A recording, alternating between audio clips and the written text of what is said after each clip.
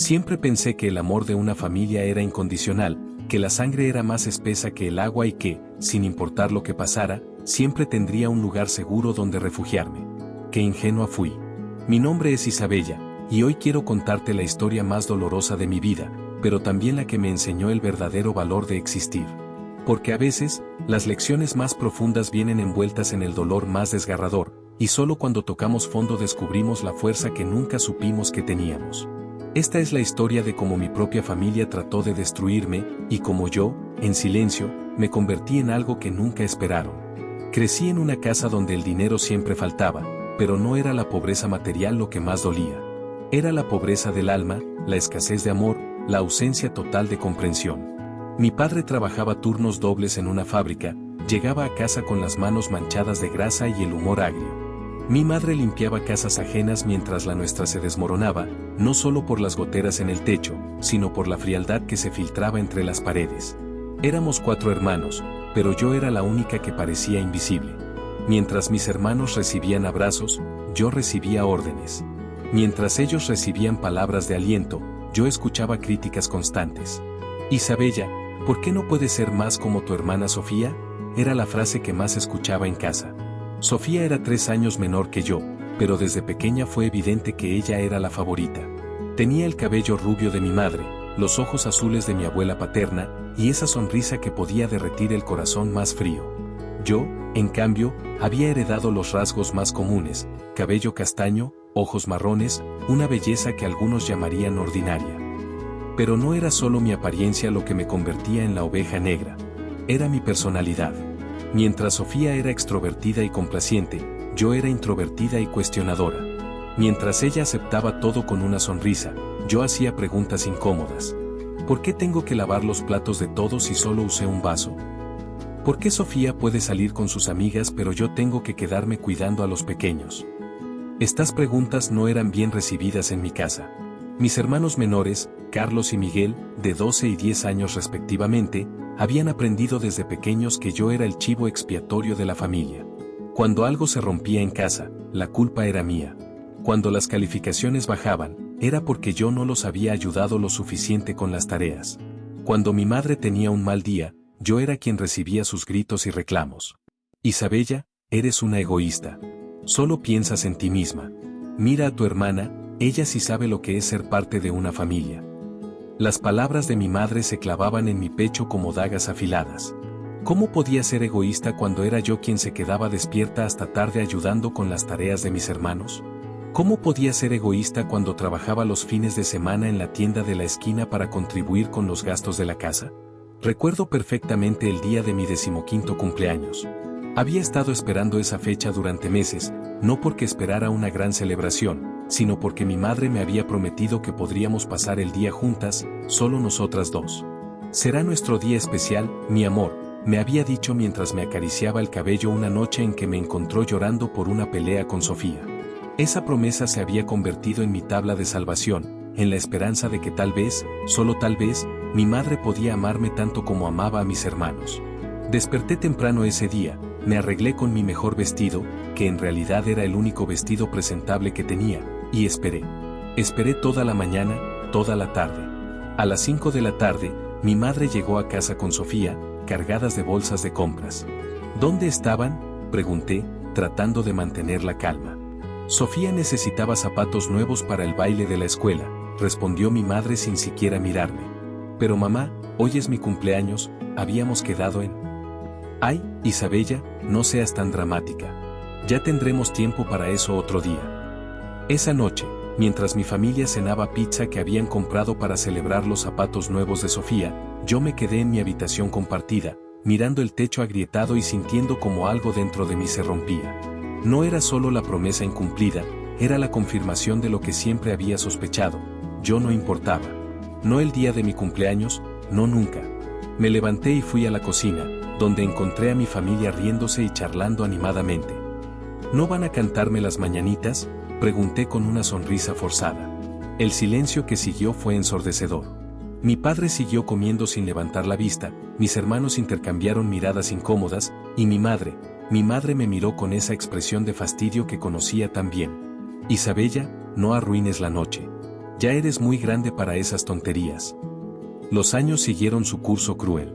Terminé la preparatoria con las mejores calificaciones de mi clase, pero el día de mi graduación, mis padres no pudieron asistir porque Sofía tenía un partido de voleibol. Es más importante, ella tiene potencial para una beca deportiva, explicó mi padre. Yo había ganado una beca académica completa para la universidad, pero eso parecía menos relevante que los saltos y las sonrisas de mi hermana menor.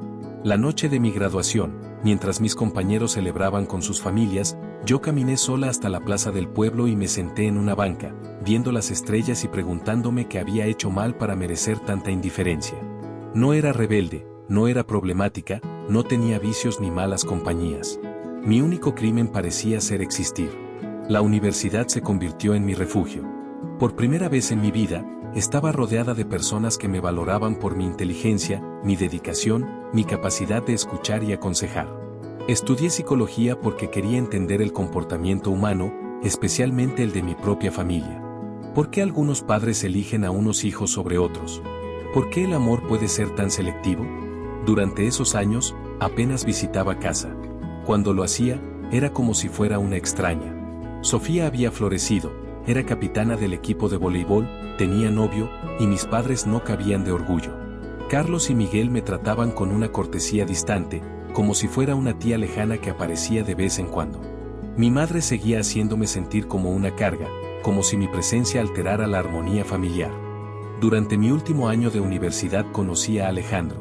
Era estudiante de medicina, 3 años mayor que yo, y tenía esa sonrisa que iluminaba cualquier habitación. Al principio, pensé que era demasiado bueno para ser verdad. Me llevaba flores, me escribía cartas románticas, me escuchaba durante horas cuando le contaba sobre mis estudios. Por primera vez en mi vida, alguien parecía genuinamente interesado en mis pensamientos, mis sueños, mis temores. Cuando le presenté a mi familia, el contraste fue doloroso pero revelador. En 5 minutos, Alejandro había recibido más calidez y atención de mis padres que yo en toda mi vida. ¡Qué muchacho tan encantador!, decía mi madre. Isabella tiene mucha suerte, agregaba mi padre. Como si la suerte fuera lo único que me había conseguido a alguien tan maravilloso. Nos casamos 2 años después, en una ceremonia pequeña que mis padres pagaron a regañadientes. Recuerdo que mi madre se quejó durante meses de los gastos, comparando constantemente nuestra boda con la que ella soñaba para Sofía. Cuando Sofía se case, será una celebración como Dios manda, decía. Durante la ceremonia, mientras intercambiaba votos con Alejandro, pude ver en los ojos de mi familia una mezcla de alivio y resignación.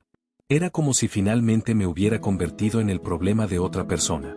Pero por primera vez en mi vida, no me importó. Tenía a alguien que me amaba, alguien que había elegido estar conmigo por quien era, no a pesar de quién era. Los primeros años de matrimonio fueron los más felices de mi vida. Alejandro terminó su residencia y consiguió trabajo en un hospital prestigioso. Yo abrí una consulta de psicología y rápidamente construí una clientela sólida. Teníamos una casa pequeña pero acogedora, llena de plantas, libros y la calidez que nunca había conocido en mi infancia. Alejandro me animaba a mantener una relación con mi familia, aunque yo había comenzado a distanciarme emocionalmente. Son tu familia, Isabella. Tal vez con el tiempo las cosas mejoren, me decía.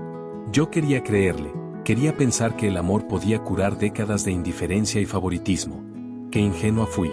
El golpe más duro llegó cuando mis padres se enfermaron simultáneamente. Mi padre tuvo un infarto, mi madre desarrolló diabetes complicada. Necesitaban cuidados constantes, gastos médicos enormes, y principalmente, necesitaban que alguien reorganizara su vida para atenderlos. Sofía, por supuesto, tenía su carrera deportiva que no podía abandonar. Carlos estaba terminando su carrera de ingeniería, y Miguel apenas comenzaba la universidad. La responsabilidad, como siempre, recayó sobre mí. Isabella es la que tiene más estabilidad económica, argumentó Sofía. Además, estudió psicología, está más preparada para lidiar con situaciones difíciles, agregó Carlos. Como si el dinero y los estudios fueran sinónimos de obligación filial. Durante 2 años, mi vida se convirtió en un constante ir y venir entre mi consulta, mi casa y la casa de mis padres. Alejandro fue increíblemente comprensivo al principio, pero gradualmente comenzó a mostrar signos de cansancio. Nuestras cenas románticas fueron reemplazadas por conversaciones rápidas sobre horarios de medicamentos y citas médicas.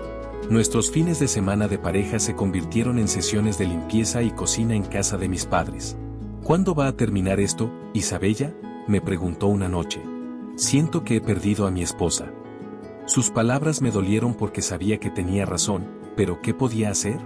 Era mi deber, ¿no? Era lo que se esperaba de mí, como siempre. Lo que más me dolía era que, a pesar de todos mis sacrificios, mis padres seguían tratándome con la misma frialdad de siempre.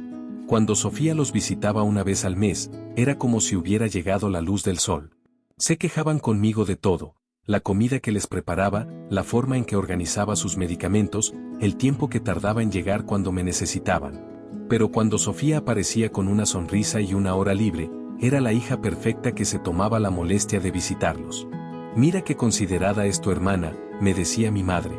A pesar de lo ocupada que está, siempre encuentra tiempo para nosotros. Como si las 5 horas diarias que yo pasaba cuidándolos no contaran para nada. La gota que derramó el vaso llegó en el testamento. Mis padres habían decidido hacer sus últimas voluntades, y naturalmente, yo fui quien los acompañó al abogado, quien pagó los honorarios, quien se encargó de todos los trámites. Pensé que era una formalidad, algo que se hacía por precaución. Nunca imaginé que ese documento se convertiría en la declaración final de cuanto me habían valorado durante toda mi vida. Según el testamento, la casa familiar, que valía una suma considerable debido a la gentrificación del barrio, sería heredada por Sofía. Los ahorros se dividirían entre Carlos y Miguel para completar sus estudios. Y yo recibiría los muebles y objetos personales, en agradecimiento por el cuidado brindado. Cuando el abogado terminó de leer, el silencio en la oficina era palpable. Mis hermanos intercambiaron miradas incómodas, pero ninguno dijo nada. Mis padres me miraron como esperando una reacción, tal vez una explosión de ira que les diera la excusa perfecta para justificar su decisión. Pero yo no les di esa satisfacción. Me levanté de la silla con la dignidad intacta, estreché la mano del abogado, y simplemente dije: entiendo. Muchas gracias por su tiempo. Salí de esa oficina con la espalda recta y la cabeza alta, pero por dentro me estaba desmoronando. 28 años de mi vida resumidos en muebles y objetos personales. Esa noche llegué a casa y encontré a Alejandro esperándome con una copa de vino y esa sonrisa que tanto amaba. ¿Cómo te fue con el testamento?, preguntó inocentemente. Cuando le conté lo sucedido, esperaba consuelo, comprensión, tal vez indignación en mi nombre. Lo que no esperaba era su respuesta: tal vez sea lo mejor, Isabella. Así podrás liberarte de toda esa responsabilidad. Podemos empezar de nuevo, solo nosotros dos. Sus palabras, que probablemente pretendían ser consoladoras, se sintieron como una traición. ¿Cómo podía sugerir que décadas de abuso emocional eran simplemente responsabilidad de la que debía liberarme? ¿Cómo podía minimizar el dolor de una vida entera de ser tratada como ciudadana de segunda clase en mi propia familia? Los meses siguientes fueron los más oscuros de mi vida. La herida del testamento se había infectado con la falta de comprensión de mi esposo, y yo comencé a cuestionar todo lo que creía saber sobre el amor, la lealtad, y mi propio valor como persona. Mis padres murieron con 6 meses de diferencia, mi padre primero, luego mi madre. En ambos funerales, yo fui quien se encargó de todos los arreglos, quien recibió las condolencias, quien consoló a mis hermanos. Pero cuando llegó el momento de los discursos, fueron otros quienes hablaron de lo maravillosos que habían sido como padres. Sofía habló de las lecciones de vida que le habían enseñado, Carlos agradeció su apoyo incondicional, Miguel recordó los sacrificios que habían hecho por la familia. Yo permanecí en silencio, porque ¿qué podía decir? ¿Qué lecciones había recibido además de que mi amor nunca sería suficiente? ¿Qué apoyo había conocido más allá de la obligación de darlo sin recibirlo? ¿Qué sacrificios habían hecho por mí que no fueran recordarme constantemente que era una carga? Después de los funerales, mientras mi familia se instalaba en sus nuevas propiedades y comenzaba a disfrutar de sus herencias, yo me quedé con una caja de fotografías amarillentas, algunos libros viejos, y la sensación abrumadora de haber sido estafada por la vida. Alejandro intentaba animarme, pero cada palabra que decía sonaba hueca. Ahora puedes concentrarte en nosotros, ya no tienes que preocuparte por ellos. Podemos viajar, tener hijos, vivir nuestra vida. Pero ¿cómo podía construir un futuro cuando mi pasado había sido un desierto emocional? ¿Cómo podía confiar en que alguien me amara cuando mi propia familia había demostrado durante décadas que era incapaz de inspirar amor genuino? La crisis en mi matrimonio llegó gradualmente, como una grieta que se extiende lentamente por una pared hasta que toda la estructura colapsa. Alejandro comenzó a llegar tarde del hospital, a encontrar excusas para evitar pasar tiempo conmigo, a responder mis intentos de conversación con monosílabos. Cuando finalmente confronté la situación, su respuesta me dejó sin aliento: Isabella, siento que he estado casado con un fantasma. Desde que murieron tus padres, es como si fueras una cáscara vacía. No sonríes, no ríes, no pareces disfrutar nada. Necesito espacio para pensar. Espacio. La palabra que usó mi familia durante años para excluirme, la misma que ahora usaba el hombre que había prometido amarme en la salud y en la enfermedad. 2 semanas después, Alejandro se mudó a un apartamento cerca del hospital. Es temporal, insistía. Solo necesito tiempo para procesar todo esto. Pero yo sabía que no era temporal. Podía ver en sus ojos la misma expresión que había visto en los de mi familia durante años: cansancio, resignación, el deseo de estar en cualquier lugar menos conmigo. La diferencia era que Alejandro al menos tenía la decencia de sentirse culpable por ello. Mis padres nunca se habían molestado en disimular su preferencia por mis hermanos. Me quedé sola en nuestra casa, rodeada de recuerdos de lo que había sido la época más feliz de mi vida. Cada rincón me recordaba momentos compartidos, sueños construidos juntos, la sensación de ser amada sin condiciones. Ahora esos mismos espacios se sentían como museos de un amor que había muerto lentamente, asfixiado por el peso de mi dolor no procesado y la incapacidad de Alejandro para entender que algunas heridas necesitan tiempo para sanar. Durante las noches de insomnio, me preguntaba si tenía algún defecto fundamental que hacía imposible amarme a largo plazo. ¿Era yo el problema común en todas mis relaciones fallidas? ¿Había algo inherentemente defectuoso en mi personalidad que empujaba a las personas lejos de mí? La respuesta llegó de la manera más inesperada. Un día, mientras revisaba los objetos personales que había heredado, encontré una carta dirigida a mí en la letra temblorosa de mi madre. Estaba escondida dentro de un libro de recetas que nunca había visto usar, como si hubiera estado esperando el momento perfecto para ser descubierta. Con las manos temblorosas, abrí el sobre y comencé a leer.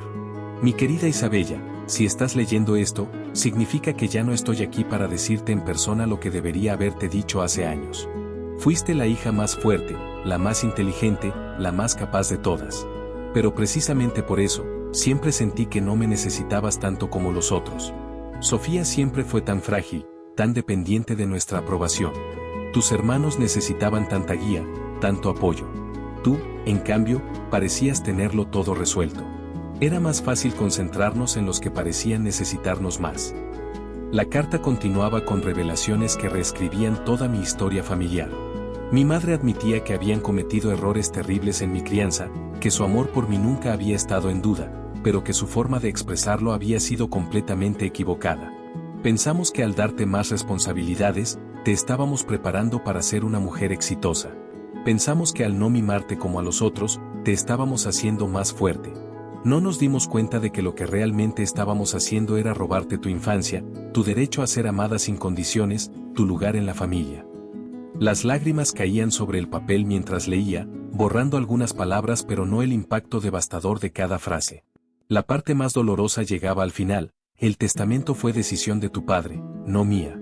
Él decía que como eras la más exitosa, la que menos necesitaba ayuda financiera, era justo que los otros recibieran más. Yo traté de hacerle entender que no se trataba de necesidad sino de justicia, pero él era muy terco. Quiero que sepas que siempre estuve orgullosa de ti, aunque nunca supe cómo demostrártelo. Eres la hija que más se parece a mí, la que heredó mi fuerza y mi determinación. Tal vez por eso era tan difícil para mí conectar contigo, veía en ti todos los errores que yo había cometido en mi propia vida. Te pido perdón, mi niña. Te pido perdón por no haber sabido amarte mejor. La carta estaba firmada con un te amo, siempre te amé, que llegó 20 años demasiado tarde. Esa noche lloré como no había llorado desde la infancia. No eran lágrimas de tristeza únicamente, sino una mezcla compleja de alivio, dolor, liberación y una extraña forma de gratitud. Finalmente tenía las respuestas que había buscado durante toda mi vida. No había nada fundamentalmente malo conmigo. No era imposible de amar. Mi familia simplemente había estado tan concentrada en sus propias inseguridades y limitaciones que no habían podido ver el daño que me estaban causando. Era una explicación, no una excusa, pero por primera vez me permitió comenzar a separar mi valor personal de la forma en que había sido tratada. Los meses siguientes los dediqué a reconstruirme desde adentro hacia afuera. Comencé terapia con una colega que se especializaba en traumas familiares. Cada sesión era como pelar las capas de una cebolla, revelando herida tras herida que había estado enterrada bajo décadas de estoicismo forzado. Aprendí que mi tendencia a minimizar mi propio dolor no era fortaleza sino supervivencia. Aprendí que mi necesidad de ser perfecta para merecer amor era una respuesta adaptativa a un ambiente que me había enseñado que el amor era condicional. Más importante aún, aprendí que sanar no significaba perdonar a quienes me habían lastimado, sino liberarme de la necesidad de que su amor validara mi existencia. Durante este proceso de sanación, algo extraordinario comenzó a suceder en mi práctica profesional. Mis experiencias personales, aunque dolorosas, me habían dado una comprensión profunda del trauma familiar que pocos terapeutas poseían. Podía reconocer los patrones de abuso emocional porque los había vivido en carne propia. Podía identificar las secuelas del favoritismo parental porque había sido su víctima. Mis clientes comenzaron a responder de manera extraordinaria a mi enfoque terapéutico, y rápidamente mi consultorio se llenó de personas que habían escuchado de mi efectividad por referencias de otros pacientes. Un año después de la muerte de mis padres, mi práctica había crecido tanto que necesité contratar asistentes y mudarme a un edificio más grande. Estaba ganando más dinero del que había soñado, pero más importante aún, estaba haciendo una diferencia real en la vida de personas que, como yo, habían sido heridas por quienes se suponía que debían amarlas. Cada historia de sanación de mis pacientes era también un paso en mi propia recuperación. Cada vida que ayudaba a reconstruir era una confirmación de que mi dolor no había sido en vano, que podía transformar mis heridas en sabiduría, mi sufrimiento en servicio. Alejandro intentó regresar en varias ocasiones. Aparecía en mi nuevo consultorio con flores, con cartas, con promesas de que esta vez sería diferente. He estado reflexionando, me decía. Entiendo mejor por lo que estabas pasando. Podemos intentarlo otra vez. Pero cada vez que lo veía, me daba cuenta de que ya no era la misma mujer de la que se había enamorado. Ya no necesitaba su validación para sentirme completa. Ya no estaba dispuesta a minimizar mi dolor para hacer que otros se sintieran cómodos. Ya no era la Isabella que había aprendido a pedir perdón por existir. Mi relación con mis hermanos también cambió drásticamente. Sofía intentó mantener el contacto inicialmente, pero nuestras conversaciones se volvieron cada vez más tensas. Era evidente que se sentía incómoda con mi nueva seguridad en mí misma, con mi negativa a seguir jugando el papel de la hermana sacrificada. Cuando me pidió que la ayudara económicamente porque había hecho algunas inversiones desafortunadas, mi respuesta fue simple y clara: no. No hubo explicaciones largas, no hubo justificaciones, no hubo disculpas. Solo un no firme y definitivo. Su shock fue palpable. Pero Isabella, somos familia, protestó. Exactamente, respondí. Y como familia, deberías entender que yo también tengo límites y necesidades. Carlos y Miguel mantuvieron una distancia respetuosa, pero podía sentir su incomodidad cuando estábamos juntos. Ya no era la hermana mayor que podían dar por sentada, la que siempre estaría disponible para resolver sus problemas o escuchar sus quejas. Había aprendido a valorar mi tiempo, mi energía emocional, mi paz mental.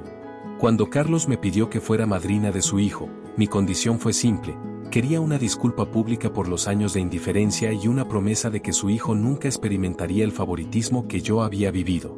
Su respuesta fue el silencio. Nunca me pidió nada más. 5 años después de la muerte de mis padres, recibí una llamada que cambiaría para siempre la perspectiva de mi historia. Era de una prima lejana que vivía en otro estado, alguien con quien había perdido contacto desde la infancia.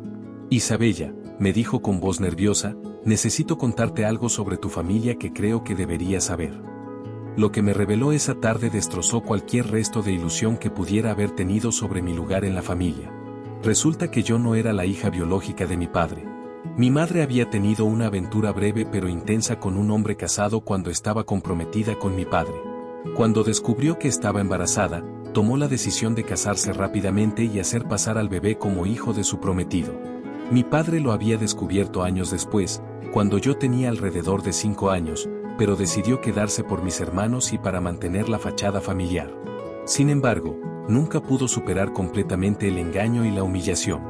Por eso siempre te trató diferente, explicó mi prima. No era que no te amara, pero cada vez que te veía, recordaba la traición de tu madre. Era más fácil para él concentrarse en los otros niños. Esta revelación podría haber sido el golpe final que me destruyera completamente. Durante años, había luchado con la pregunta de que había hecho mal para merecer el rechazo de mi familia. Ahora tenía la respuesta: no había hecho nada malo. Había sido castigada desde el nacimiento por los errores de otros, había cargado con el peso de una culpa que nunca fue mía. Pero en lugar de sentirme devastada, experimenté una liberación profunda y completa. Finalmente entendía que toda mi lucha por ganarme el amor de mi familia había estado condenada al fracaso desde el principio. No importa qué tan perfecta hubiera sido, qué tan obediente, qué tan sacrificada, nunca habría podido superar el obstáculo fundamental de mi existencia. Era la encarnación viviente de la peor traición que había experimentado el hombre que creía que era mi padre. Con esta nueva información, tomé una decisión que me liberó completamente: corté todo contacto con mis hermanos. No hubo peleas dramáticas, no hubo explicaciones largas. Simplemente dejé de responder llamadas, dejé de asistir a reuniones familiares, dejé de fingir que teníamos una relación real.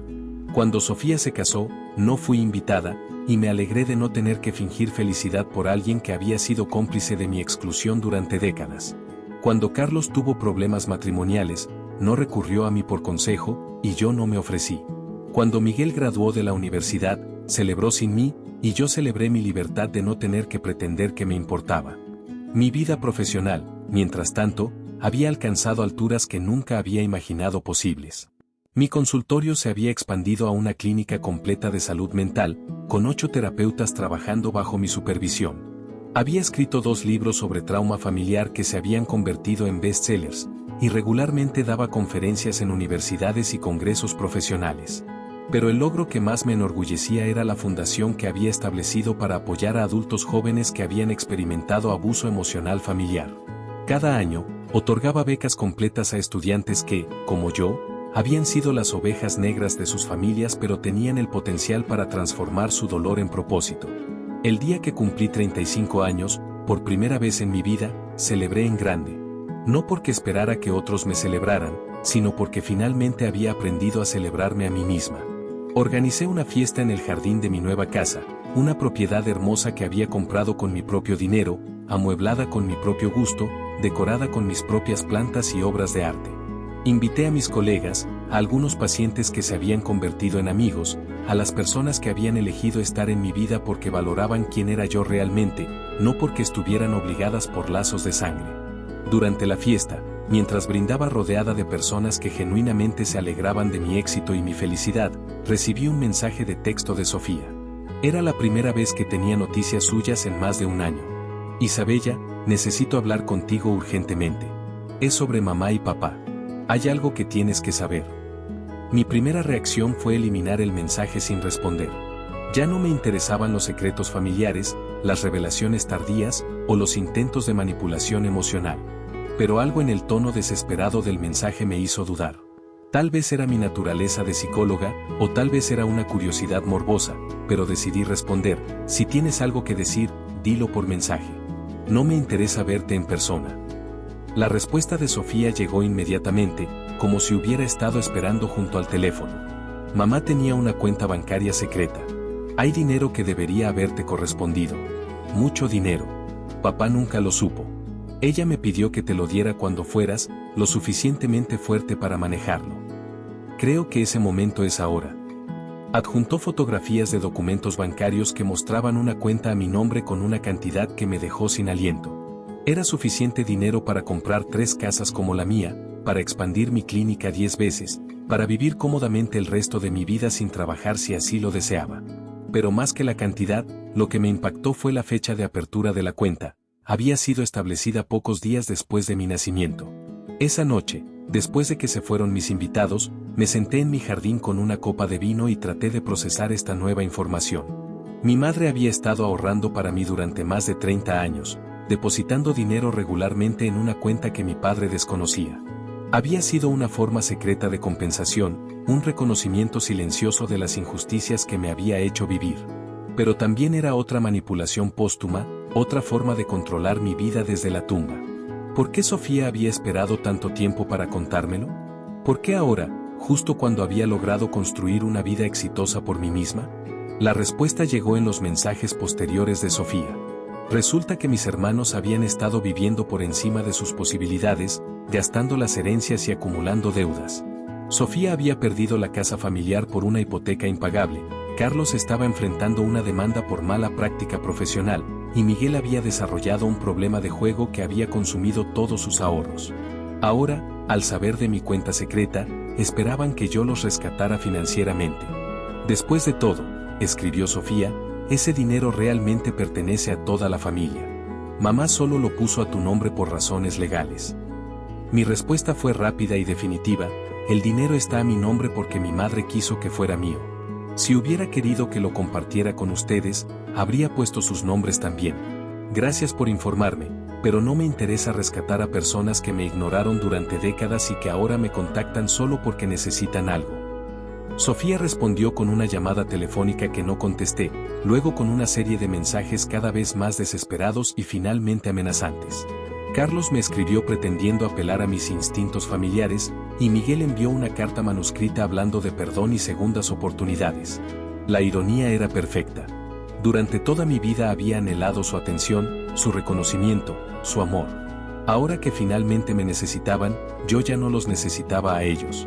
Había aprendido a llenar el vacío que ellos habían dejado en mi corazón con el amor propio, con relaciones genuinas, con un propósito que trascendía la validación familiar. Su rechazo hacia mí ya no tenía poder sobre mi autoestima, y su aceptación repentina se sentía vacía y calculada. Decidí usar el dinero de la manera que sabía que habría hecho más orgullosa a mi madre. Expandí mi fundación para abrir centros de apoyo en 5 ciudades diferentes. Cada centro ofrecía terapia gratuita para sobrevivientes de abuso emocional familiar, grupos de apoyo para adultos que habían sido los chivos expiatorios de sus familias, y programas educativos para padres sobre los efectos devastadores del favoritismo. En la placa de inauguración del primer centro, grabé una frase que resumía mi filosofía de vida, para aquellos que transformaron su dolor en propósito y su rechazo en fuerza. 2 años después, mientras daba una conferencia magistral en un congreso internacional de psicología, vi rostros familiares en el público. Sofía, Carlos y Miguel estaban sentados en las últimas filas, escuchando mientras yo hablaba sobre resiliencia y reconstrucción, cómo superar el trauma familiar. Al principio, su presencia me perturbó. ¿Habían venido a apoyarme finalmente, o tenían alguna agenda oculta? Pero mientras continuaba con mi presentación, me di cuenta de que ya no me importaba. Estaba hablando mi verdad, compartiendo mi experiencia, ayudando a otros que habían pasado por lo mismo. Su opinión sobre mí había dejado de ser relevante para mi vida. Al final de la conferencia, se acercaron al escenario. Sofía tenía lágrimas en los ojos, Carlos parecía incómodo, y Miguel mantenía la cabeza baja. Isabella, comenzó Sofía, estamos muy orgullosos de ti. Nunca supimos que había sufrido tanto. Si hubiéramos sabido. Sí sabían, la interrumpí calmadamente. Todos sabían. La diferencia es que ahora se sienten culpables porque se dieron cuenta de que yo no era el problema, ustedes sí lo eran. Mi respuesta no fue cruel, simplemente honesta. Había superado la necesidad de venganza o de hacerlos sentir mal. Simplemente había aceptado la realidad de quienes eran y había decidido construir mi vida sin ellos. Carlos intentó hablar de reconciliación, de empezar de nuevo, de ser una familia real. Pero yo había aprendido que la familia real no se trata de sangre compartida sino de amor mutuo, respeto y apoyo incondicional. Ustedes tuvieron 30 años para ser mi familia, les dije. Ahora yo tengo la mía propia. Señalé hacia mis colegas, mis amigos, las personas que habían venido desde diferentes países para escuchar mi presentación. Estas son las personas que eligieron amarme sin conocer mi historia, que me apoyan sin esperar nada a cambio, que celebran mis éxitos genuinamente. Esa es mi familia ahora.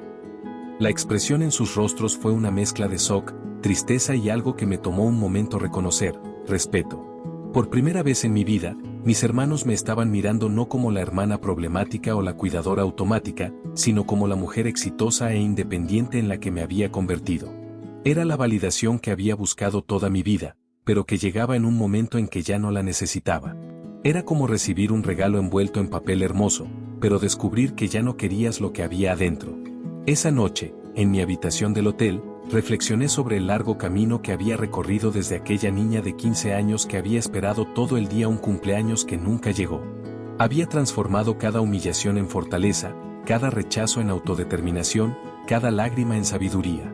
El día que entendí el verdadero valor de la vida fue el día que dejé de buscar mi valor en los ojos de otros y comencé a encontrarlo en mi propio corazón. No había sido una revelación súbita, sino un proceso gradual de desaprender las mentiras que me habían enseñado sobre mi propia valía. Ahora, a los 37 años, mi vida está llena de una riqueza que va mucho más allá del dinero. Tengo una carrera que me apasiona, relaciones que me nutren, y una paz interior que nadie puede quitarme. Mi casa está llena de risas de los amigos que elijo, de la satisfacción de los logros ganados con esfuerzo propio, y del silencio cómodo de alguien que finalmente se siente en casa en su propia piel. Cuando era niña, soñaba con el día en que mi familia me valorara. Como adulta, aprendí que el único valor que realmente importa es el que te das a ti mismo. Mi venganza no fue dramática ni destructiva. No arruiné sus vidas ni busqué lastimarlos como ellos me habían lastimado. Mi venganza fue mucho más poderosa. Fue vivir tan bien, tan plenamente, tan exitosamente, que su rechazo se convirtió en irrelevante. Fue construir una vida tan hermosa que su ausencia en ella se sintiera como una bendición más que como una pérdida. Fue demostrar, sin decir una palabra, que habían desechado un diamante pensando que era una piedra común. El verdadero valor de la vida no está en ser amado por quienes comparten tu sangre, sino en aprender a amarte a ti mismo tan profundamente que el amor de otro se convierte en un regalo bonito pero no en una necesidad. No está en encajar en una familia que no te valora, sino en crear tu propia definición de familia con personas que te eligen conscientemente.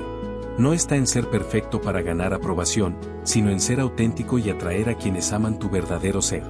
A todas las mujeres que me escuchan y que han vivido historias similares, quiero decirles esto: su valor no está determinado por la incapacidad de otros para reconocerlo. Su vida no tiene que ser una búsqueda constante de validación externa. Ustedes tienen el poder de escribir su propia historia, de definir su propio valor, de crear su propia familia elegida. El rechazo de quienes se suponía que debían amarlas no es un reflejo de su valía sino de las limitaciones de ellos. La traición más grande no es cuando otros no te aman, es cuando tú te traicionas a ti misma tratando de ganar un amor que nunca estuvo disponible. La libertad más grande no es cuando otros finalmente te aceptan, es cuando tú te liberas de la necesidad de su aceptación. El éxito más dulce no es cuando reconocen tus logros, es cuando tú reconoces tu propio poder para crear la vida que mereces. Hoy, mientras les cuento esta historia, no siento amargura hacia mi familia. Siento gratitud. Me enseñaron, sin querer, las lecciones más valiosas de mi vida, que el amor propio es más poderoso que el amor de otros, que la independencia emocional es el mayor regalo que puedes darte, y que a veces el mejor regalo que pueden darte las personas es mostrar claramente que no merecen un lugar en tu vida. El día que entendí el verdadero valor de la vida fue el día que dejé de mendigar amor y comencé a regalármelo a mí misma. Fue el día que cambié la pregunta de ¿por qué no me aman? a ¿por qué no me amo lo suficiente para alejarme de quienes no me valoran? Fue el día que entendí que no necesitaba su perdón por ser quien era, sino que ellos necesitaban mi perdón por no haber sabido valorar el regalo que era mi presencia en sus vidas. Y tú, que me escuchas en este momento, quiero que sepas que tu historia puede tener un final diferente al que te han hecho creer. No tienes que seguir siendo la víctima de las decisiones de otros. No tienes que cargar para siempre con el peso de no haber sido amada como merecías. Puedes elegir, hoy mismo, comenzar a escribir un capítulo nuevo donde tú eres la heroína de tu propia historia, donde tu valor no está en duda, donde tu felicidad no depende de la aprobación de quienes no supieron dártela cuando la necesitabas. 3 años han pasado desde aquella conferencia donde vi a mis hermanos por última vez. En este tiempo, mi vida ha alcanzado una plenitud que jamás creí posible. Mi fundación ahora opera en 15 países, hemos ayudado a más de 10.000 personas a sanar de traumas familiares, y mi último libro se ha traducido a 18 idiomas. Pero el logro que más me enorgullece no aparece en ninguna estadística. He aprendido a despertar cada mañana sintiéndome completa, sin el vacío constante que me acompañó durante décadas. He aprendido que la verdadera riqueza no se mide en propiedades o cuentas bancarias, sino en la capacidad de mirarte al espejo y sentir amor genuino por la persona que ves reflejada. Cada día que vivo sin buscar validación externa es una victoria silenciosa sobre todas las voces que me dijeron que no era suficiente. Cada proyecto que emprendo desde la pasión y no desde la necesidad de demostrar algo es una declaración de independencia emocional.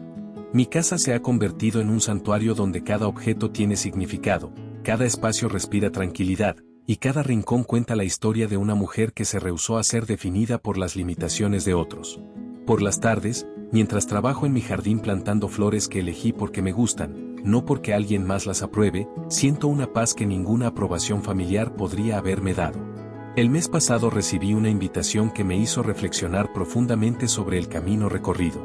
La Universidad Nacional me había otorgado el premio Mujer del Año por mi contribución a la salud mental y mi trabajo con sobrevivientes de trauma familiar. La ceremonia sería transmitida en vivo y asistirían personalidades importantes del ámbito académico y social. Era el tipo de reconocimiento que habría significado todo para la Isabella de 25 años, la que buscaba desesperadamente cualquier forma de validación. Pero para la Isabella de 40 años, era simplemente un bonito reconocimiento de un trabajo que hago porque amo, no porque necesito demostrar nada. Durante mi discurso de aceptación, hablé sobre la importancia de sanar no solo para nosotros mismos, sino para romper patrones generacionales de dolor. Mencioné que mi mayor motivación era asegurarme de que ningún niño creciera sintiéndose invisible en su propia familia, como yo me había sentido. Al finalizar mi discurso, el aplauso fue ensordecedor, pero lo que más me conmovió fueron las lágrimas en los ojos de muchas mujeres en el público. Sabía que mi historia había tocado heridas profundas y tal vez, solo tal vez, había plantado semillas de esperanza en corazones que creían que el cambio era imposible. Esa noche, cuando regresé a casa con el premio en mis manos, no sentí triunfo o venganza. Sentí gratitud profunda hacia la niña que había sido, la que había resistido tanto dolor sin perder su esencia, la que había mantenido viva la llama de la esperanza incluso en los momentos más oscuros. Durante la preparación del discurso para esa ceremonia, había tenido que revisar mi historia una vez más, y me di cuenta de algo extraordinario. Ya no contaba mi pasado desde el dolor sino desde el aprendizaje. Cada humillación se había convertido en una lección sobre la importancia del respeto propio. Cada rechazo me había enseñado a valorar a quienes me eligen conscientemente. Cada lágrima derramada había regado el terreno donde ahora florecía mi fortaleza. No era que hubiera olvidado el dolor, simplemente había aprendido a transformarlo en sabiduría. Mi infancia difícil ya no era una herida abierta que sangraba constantemente, sino una cicatriz que me recordaba mi capacidad de sobrevivir y prosperar. Las noches de insomnio preguntándome qué había hecho mal se habían convertido en noches de sueño reparador, sabiendo que había hecho todo lo posible con las herramientas que tenía en cada momento. La vergüenza de no ser amada se había transformado en orgullo por haberme amado lo suficiente para alejarme de quienes no me valoraban. Cada no que había recibido de mi familia se había convertido en un sí rotundo a mí misma, a mis sueños, a mi derecho de existir sin disculpas. Esta alquimia emocional no había sido fácil ni rápida, pero había sido la inversión más rentable de mi vida, convertir plomo en oro, dolor en propósito, rechazo en autodeterminación. Hace 6 meses, mientras daba una consulta a una joven de 23 años que había crecido siendo la oveja negra de su familia, me vi reflejada en sus ojos desesperados. María había llegado a mi consulta después de intentar suicidarse porque sentía que nunca sería suficiente para sus padres, que siempre preferían a su hermana menor. Mientras me contaba su historia, cada palabra resonaba con ecos de mi propia experiencia. La interrumpí suavemente y le dije, María, quiero que sepas algo importante. El problema no eres tú. El problema es un sistema familiar disfuncional que te ha hecho creer que tu valor depende de su aprobación. Pero te voy a enseñar algo que me tomó décadas aprender. Tu valor es inherente, inquebrantable, y no necesita la confirmación de nadie para existir.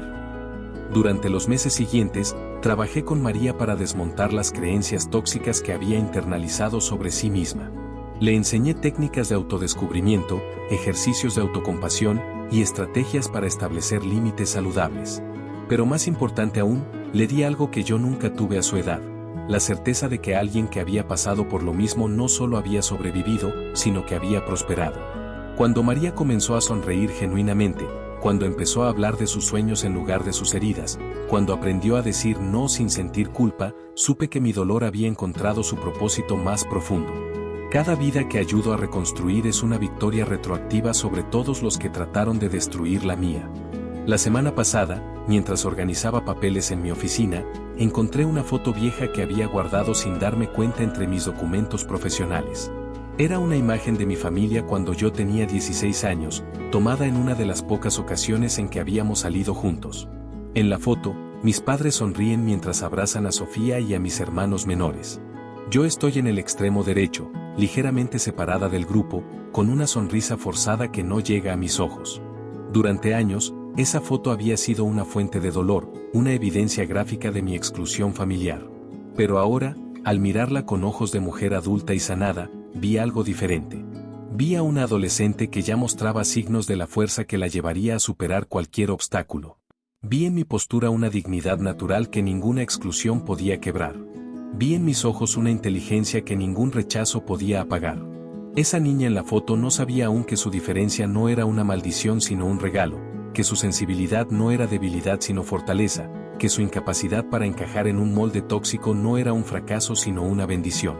Le agradecí silenciosamente a esa versión joven de mí misma por resistir, por no rendirse, por mantener viva la esperanza incluso cuando todo parecía perdido. Guardé la foto en mi escritorio, no como recordatorio de dolor sino como testimonio de supervivencia. Ahora, cuando clientes jóvenes me cuentan historias similares, les muestro esa foto y les digo, esta era yo a tu edad. Mira dónde estoy ahora. Tu historia puede tener un final completamente diferente. El año pasado tomé una decisión que habría sido impensable en mi juventud. Adopté una niña de 11 años llamada Esperanza, que había pasado por múltiples familias de acogida después de ser abandonada por padres adictos. Cuando la conocí en el orfanato, reconocí inmediatamente esa mirada de quien ha aprendido a no esperar amor para no sufrir decepciones. Tenía la misma expresión cautelosa que yo había perfeccionado a su edad, la misma tendencia a hacerse pequeña para no molestar, la misma desesperación silenciosa por pertenecer a algún lugar. Durante nuestros primeros meses juntas, Esperanza me puso a prueba constantemente, esperando que yo también la abandonara cuando se diera cuenta de que era demasiado problema. Rompía cosas, mentía sobre tareas escolares, se escondía cuando llegaba el momento de hablar sobre sentimientos. Pero yo entendía cada una de sus reacciones porque había vivido el mismo miedo a ser descartada. Le di algo que yo nunca tuve: paciencia incondicional, amor constante, y la seguridad de que su lugar en mi vida no dependía de su comportamiento perfecto sino de mi decisión inquebrantable de amarla. Poco a poco, los muros defensivos de Esperanza comenzaron a desmoronarse. Empezó a confiarme sus miedos, a contarme sobre sus sueños de ser veterinaria, a reírse sin reservas cuando jugábamos juntas. Ahora, 2 años después, tengo el privilegio de ser testigo diario de lo que sucede cuando un niño herido recibe el amor incondicional que merece. Esperanza florece en formas que me recuerdan porque cada día de mi propia lucha valió la pena. Le estoy dando la infancia que yo nunca tuve, y en el proceso, estoy sanando heridas en mi propio corazón que no sabía que todavía estaban abiertas. Mi relación con Esperanza me ha enseñado que la maternidad real no tiene nada que ver con la biología y todo que ver con la decisión consciente de nutrir, proteger y amar a otro ser humano.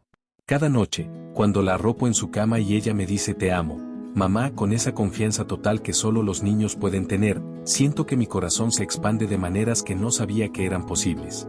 Estas palabras, que nunca escuché de mi propia madre dirigidas hacia mí con esa ternura genuine, ahora las recibo y las doy con una abundancia que me sorprende. He descubierto que tenía una capacidad infinita para amar que había estado esperando el recipiente correcto. Esperanza me ha devuelto la fe en la bondad inherente de los vínculos familiares, pero esta vez construidos sobre bases sólidas de respeto mutuo, comunicación abierta y amor incondicional. Cuando ayudo con sus tareas escolares, no siento la obligación resentida que caracterizaba mis interacciones familiares de la infancia, sino el gozo genuino de compartir conocimiento con alguien que valora mi tiempo y atención. Cuando celebramos sus logros, no hay comparaciones con hermanos favoritos ni amor condicionado al rendimiento, solo alegría pura por sus éxitos y apoyo incondicional en sus dificultades. He roto el ciclo generacional de favoritismo y negligencia emocional, creando para Esperanza el hogar seguro que yo siempre busqué pero nunca encontré. En sus ojos veo reflejado el milagro de lo que sucede cuando un niño crece sabiendo que es amado sin condiciones, valorado sin comparaciones y aceptado sin reservas. Hace 3 meses, Esperanza me preguntó sobre mi familia biológica después de ver una foto de mi graduación universitaria donde aparezco sola. ¿Por qué no vino tu familia a tu graduación, mamá?, me preguntó con esa curiosidad inocente de los niños. Era la primera vez que tenía que explicar mi historia desde la perspectiva de madre, y me di cuenta de que quería ser cuidadosa con las palabras que usara. No quería llenar su mente con amargura, pero tampoco quería mentirle sobre mi pasado. A veces, mi amor, le dije mientras la abrazaba, las familias no saben cómo amarse correctamente. Mis padres tenían muchos problemas propios que les impedían ver lo especial que eran sus hijos. Pero eso no era culpa mía, así como los problemas de tus padres biológicos no eran culpa tuya. Sus ojos se llenaron de comprensión cuando agregué, por eso ahora nosotras somos familia. Porque elegimos amarnos todos los días, porque nos cuidamos mutuamente, y porque sabemos que el amor real no duele sino que sana. Esa conversación me hizo reflexionar sobre cómo mi historia de dolor se había transformado en una herramienta de sanación no solo para mis pacientes, sino para mi propia hija. Esperanza nunca tendrá que preguntarse si es amada, nunca tendrá que competir por atención, nunca tendrá que minimizar sus logros para hacer sentir mejor a otros. Le estoy dando el regalo más valioso que puedo ofrecer, la certeza inquebrantable de que merece amor, respeto y felicidad simplemente por existir. En sus sonrisas espontáneas, en su confianza natural, en su capacidad para expresar sus emociones libremente, veo la evidencia de que el ciclo de dolor familiar puede romperse definitivamente. Recientemente, mientras revisaba las cartas que recibo de lectores de mis libros, encontré una que me conmovió profundamente. Una mujer de 50 años me escribía desde España contándome que había leído mi historia y por primera vez en su vida había entendido que no era demasiado sensible o demasiado demandante como su familia le había hecho creer durante décadas. Su libro, escribía, me dio permiso para dejar de disculparme por existir. Adjuntaba fotos de su nueva vida. Había dejado un matrimonio donde era constantemente criticada, había vuelto a estudiar arte como siempre había soñado, y había establecido límites firmes con familiares tóxicos. A los 50 años, continuaba su carta, finalmente estoy aprendiendo a amarme. Nunca pensé que fuera posible, pero su historia me mostró que nunca es demasiado tarde para elegir la felicidad sobre la familiaridad. Cartas como esta llegan a mi escritorio semanalmente, cada una contando una historia diferente pero con el mismo tema central. Mujeres que han decidido dejar de sacrificar su bienestar emocional para mantener relaciones que las disminuyen. Leo cada carta con lágrimas en los ojos, no de tristeza sino de orgullo profundo por la valentía que requiere cambiar patrones de toda una vida. Cada mujer que se libera de dinámicas familiares tóxicas, cada persona que aprende a valorar su propia felicidad, cada historia de transformación que recibo es una confirmación de que mi dolor sirvió para algo más grande que mi propia sanación. Mi historia personal se ha convertido en una llave que abre puertas de prisiones emocionales donde otras mujeres habían estado encerradas durante años. No hay terapia más poderosa que saber que no estás sola, que alguien más ha caminado tu mismo sendero y ha encontrado la salida hacia la luz.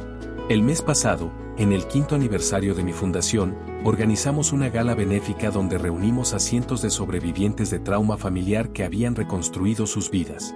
Mientras miraba el salón lleno de mujeres radiantes, exitosas, seguras de sí mismas, cada una con una historia de dolor transformado en propósito, sentí una emoción que no sabía cómo nombrar. Era orgullo, gratitud, asombro y amor incondicional, todo mezclado en una sensación que me llenaba el pecho hasta desbordarse.